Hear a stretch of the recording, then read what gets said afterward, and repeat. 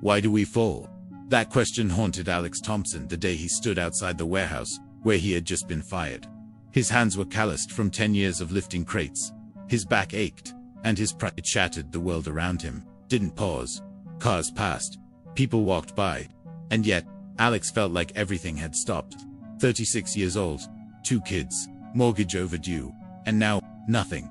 He walked the streets of Toronto that day, not as a man, but as a shadow of the one he used to be. Every step echoed failure. Every glance from a stranger felt like judgment. He thought about the choices he made, the chances he didn't take, the business idea he had buried under fear and responsibility. The world felt too heavy, too loud, too fast. When he got home, he sat on the floor of his living room. Not the couch, he couldn't face comfort. His kids were asleep, and the silence stung sharper than any words. He opened his laptop and stared at the blank screen. An idea had once lived there, a food delivery service just for seniors. He had sketched it out years ago, but life got in the way. Or maybe he let it. The next morning, his wife Emily quietly placed a note by his coffee mug. It read, "You are more than a paycheck." The kids don't need perfection. They need a father who tries. Something inside him shifted. Not a roaring fire, but a spark. He began again. Not with investors or flashy websites, but with his phone and his bike. He printed flyers and distributed them door to door in senior communities. CareCart, meals with dignity. The flyer read, 1 client became 5. 5 became 20. He cooked meals at night, delivered them during the day. He lost sleep, missed birthday parties, faced rejection.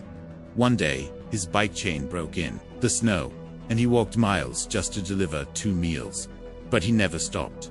There were days he cried in silence, frustrated, exhausted, ready to quit. But he remembered that floor, that silence, that empty feeling of giving up before even trying. So he pushed forward. 3 years later, CareCart employs 12 people and feeds over 300 seniors across Ontario every week. What started as desperation became purpose. What started as a fall became the reason he stood taller than ever. So, why do we fall? We fall so we can find out what we're really made of. So we can strip away the noise and hear the whisper inside that says, try again. We fall, not because we are weak, but because it's the only way we learn how strong we truly are. If you're down right now, if you're staring at a closed door, a pink slip, a bank account near zero, remember Alex. Remember the floor, the silence, the choice.